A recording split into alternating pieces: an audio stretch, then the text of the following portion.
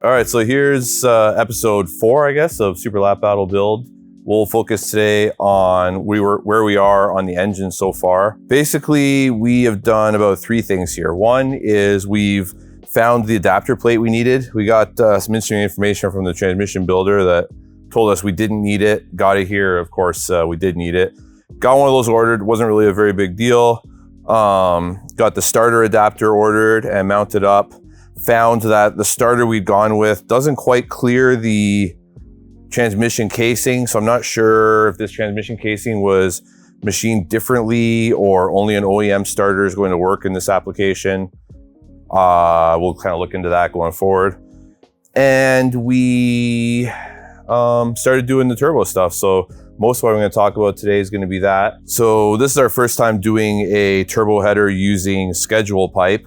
But it turns out it's really fairly easy to use once you have the Lego kit here. So what we did first was get the merge collector. So there's actually a CNC 5-axis merge collector from Stainless Bros. It will accept inside here a little rubber bushing. And pull it out a little bit so you can see, but this snaps into the collector with the rubber bushing, so it stays there in place. The collector is just very temporarily mounted to that bolt on the backside there. And that let me run the 3 sets of pipes.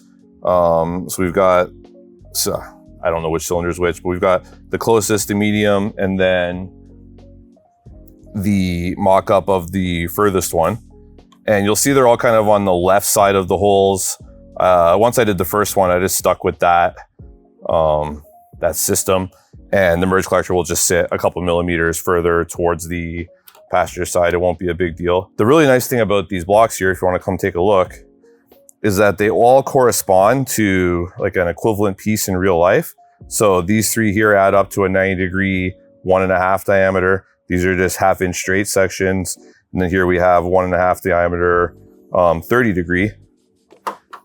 And so all you do is you transfer that into plumbing pieces. So we've got the 1.5 diameter 90, 8 inches straight. And then you can see the marks here that the 30-degree part should be rotated that far off of straight. I think that was like 0.385 inches or something like that. And so we've got the hash marks on here to show how far to rotate this piece, and then bring it over here. And it mocks up kind of just as good as the plastic did.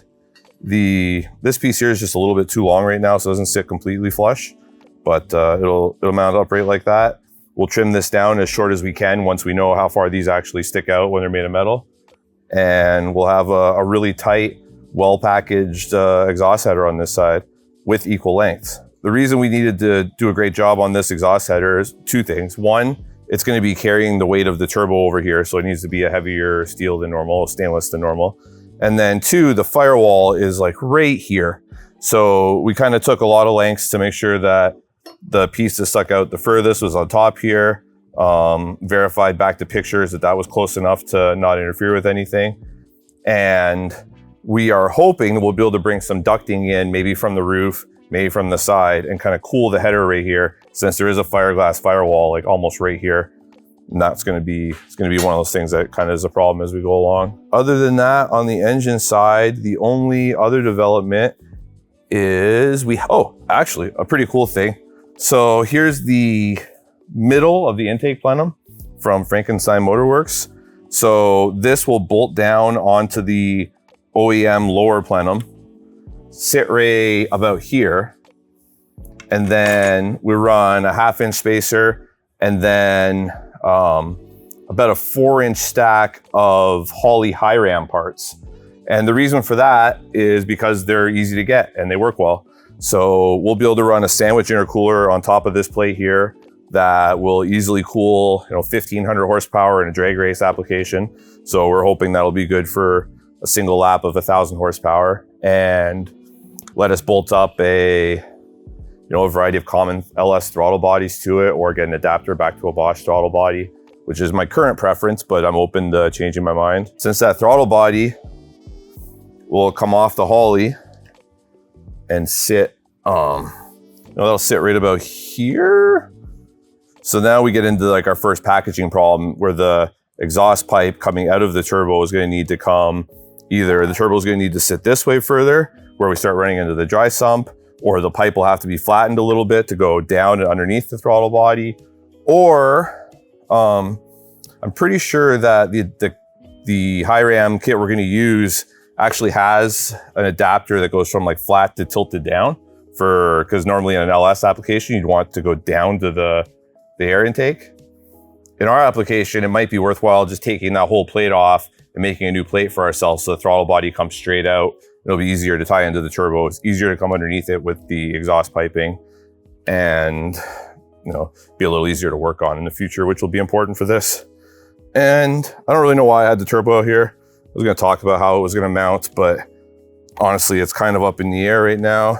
I'm not even sure if this is the right side turbo now that I have it in my hands, but it will sit in the car roughly like this. So the exhaust plumbing can get out and under the throttle body so that the intake can come out and not hit the firewall or the surge tank.